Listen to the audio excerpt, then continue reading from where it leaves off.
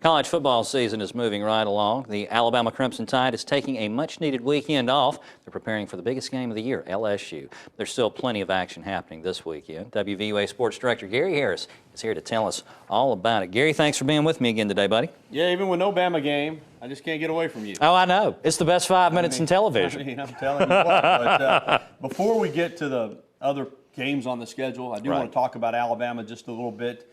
This is a bye week. It comes really at a perfect time. Of course, LSU gets one too. Funny how that worked out. Yeah. But after 8 straight weeks of playing football, going 8-0, for the first time all season, the Tide looked a little bit tired, got a little bit dinged up against Tennessee. So Coach Saban said during the week, and I think he's right, that this is an important week. They did practice Tuesday, Wednesday, and Thursday, Danny, but also an important week for the guys to rest a little bit. Right. And then this weekend to get away from football for just a bit. Doesn't mean that they won't watch some on TV, but they're absolutely turned loose this weekend if they want to spend time with the girlfriend or the parents, you know, do the family thing, or if they want to, you know, play some golf or, you know, just be normal college students. They get a weekend to do it. And then, of course, Sunday, you know, they'll start getting organized, and then Monday they hit the practice field in earnest for LSU. But I do think, you know, like Coach Saban said, you never know, you know, how a team's going to come off of a bye. But I think in terms of this season, it's coming at a perfect time. 8-0, get a chance to regenerate yourselves, and then, of course, next week it's on with LSU. And that is a long, long time to go without a break. It is. You know, now last year I think Auburn played, you know, 10 or 11 straight weeks before they got their bye week.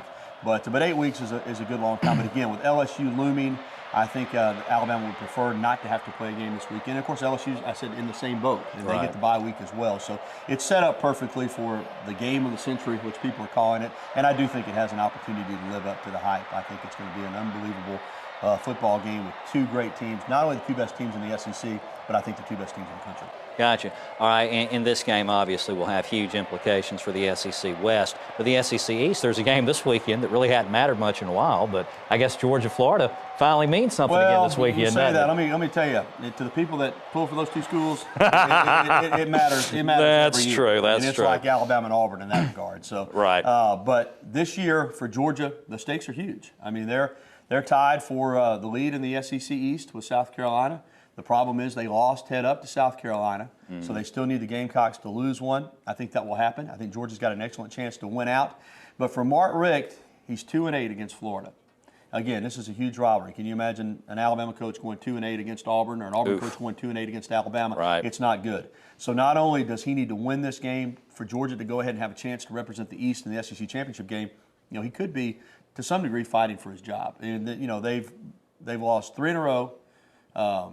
18 of the last 21 against Florida, and Rick needs this one badly. So it's a big game in Jacksonville, as always, minus the couple years that they were working on the stadium down there. It's used to be known as the world's largest outdoor cocktail party. The schools kind of frown on that, but it's still a big get-together. It's a big, big football game. All right, anything else big in the conference? Or? Yeah, I think it's a big game down at Auburn. And, you know, Ole Miss has lost 10 SEC games in a row. Wow. But last week, against a top 10 Arkansas team, you know, they led 17-0 at one point in that game, 17-7 at half, lost by 5 points, actually got an onside kick, had the football with an opportunity to win the game. Mackey took a sack, but they feel like they're close, and then Auburn just got drubbed at LSU 45-10. So I think for Ole Miss, while I certainly give Auburn the edge, I think they go into this game saying, hey, this isn't Alabama, this isn't Arkansas, this isn't LSU.